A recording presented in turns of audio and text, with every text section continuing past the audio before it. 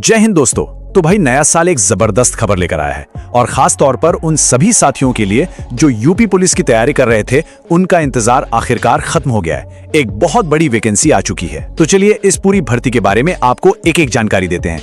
कितने पद हैं, सिलेक्शन कैसे होगा और हाँ, इस बार नया क्या है।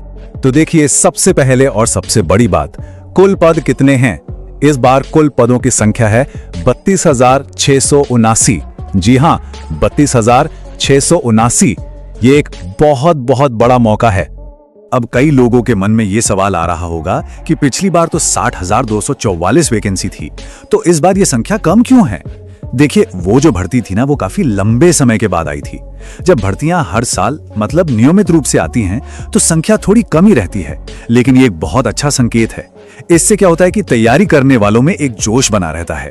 तो चलिए अब जरा और गहराई में चलते हैं और ये देखते हैं कि ये जो 32,679 पद हैं, ये किन किन विभागों में और कैसे कैसे बांटे गए हैं। तो यहां अगर हम पदों का बंटवारा देखें, तो सबसे ज्यादा पद 15,131 ये पीएसी में है, यानी सशस्त्र बल में, जो कि सिर्फ पुरुषों के लिए है। उसके बाद नागरिक पुलिस में 10,469 पद हैं। और हाँ, एसएसएफ मतलब स्पेशल सिक्योरिटी फोर्स, जिसे एक बहुत ही अच्छी नौकरी माना जाता है, उसमें भी 1,341 पद हैं। इसके अलावा महिला बटालियन और जेल वार्डन के लिए भी अच्छी खासी संख्या में पद निकाले गए हैं। अच्छा, अब आते हैं उस सवाल पर जो सबके मन में है कि भाई इस भर्ती के लिए कौन कौन आवेदन कर सकता है। आइए जरा इसकी शर्तों पर एक नजर डाल लेते हैं। देखिए, शैक्षिक योग्यता बहुत सीधी सी है। आपका 12वीं पास होना जरूरी है। और हाँ, एक बात का ध्यान रखिएगा, अपीयरिंग वाले नहीं चलेंगे। मतलब फॉर्म भरने की जो आखिरी तारीख है, उस तक आपका रिजल्ट आ जाना चाहिए। उम्र की बात करें तो पुरुषों के लिए ये 18 से 22 साल है और महिलाओं के लिए 18 से 25 साल। और इसकी गिनती 1 जुलाई 2025 से की जाएगी। और यहीं पर एक बहुत ही जरूरी और कह सकते हैं एक विवादास्पद बात भी है। इस बार जनरल कैटेगरी के लिए कोविड की वजह से उम्र में कोई छूट नहीं दी गई है। भर्ती बोर्ड ने यह बात बिल्कुल साफ कर दी है। हाँ, ओबीसी, एससी और एसटी उम्मीदवारों को यूपी के नियमों के हिसाब से 5 साल की छूट जरूर मिलेगी। अब जरा कुछ काम की तारीखें और फीस की बात कर लेते हैं। तो फॉर्म 31 दिसंबर से भरने शुरू होंगे और 30 जनवरी तक भरे जाएंगे। अगर मान लीजिए फॉर्म में कोई गलती हो गई, तो उसे ठीक करने का मौका 2 फरवरी तक मिलेगा। आवेदन फीस जनरल, ओबीसी और ईडब्ल्यूएस के लिए 500 रुपए है और एससी और एसटी के लिए 400 रुपए। इन तारीखों को कहीं नोट कर लीजिए, बहुत जरूरी है। ठीक है, तो फॉर्म भरने के बाद का सफर कैसा रहेगा?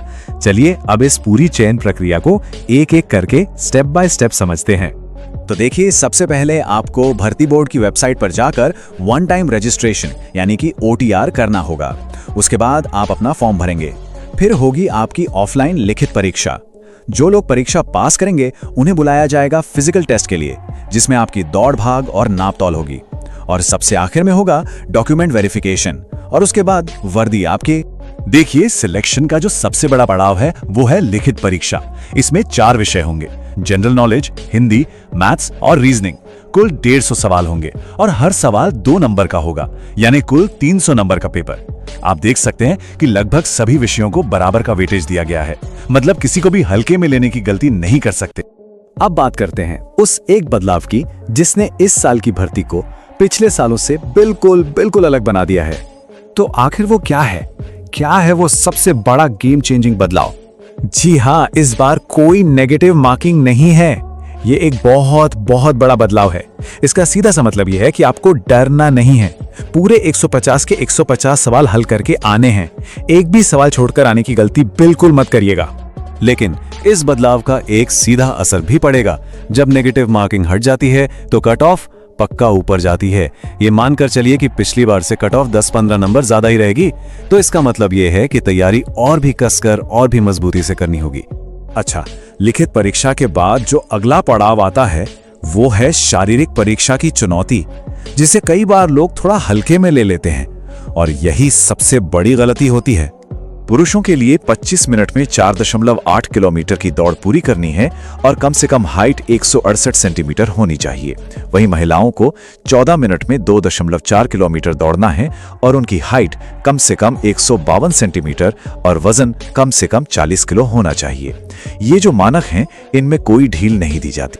अक्सर ये देखा गया है कि जो लोग पढ़ाई में बहुत अच्छे होते हैं, बहुत तेज होते हैं, वो फिजिकल टेस्ट में रह जाते हैं। याद रखिए, ये सुनने में जितना आसान लगता है उतना है नहीं। लगभग 5 किलोमीटर दौड़ना कोई छोटी बात नहीं होती। इसलिए मेरी सलाह है कि लिखित परीक्षा के साथ साथ पहले दिन से ही फिजिकल की तैयारी भी शुरू कर दीजिए। तो ठीक है, इस पूरी बातचीत से 3 बातें हैं जो आपको गांठ बांध लेनी है। पहली, 32,679 पद एक सुनहरा मौका है, इसे जाने नहीं देना है। दूसरी, इस बार कोई नेगेटिव मार्किंग नहीं है, मतलब सारे सवाल करने हैं। और तीसरी, दिमाग की और शरीर की दोनों की तैयारी बराबर चलनी चाहिए। तो अब आखिरी सवाल बस यही है कि वर्दी पहनने की इस चुनौती के लिए कौन कौन पूरी तरह से तैयार है। अपनी तैयारी में आज से अभी से जुट जाइए। जय हिंद।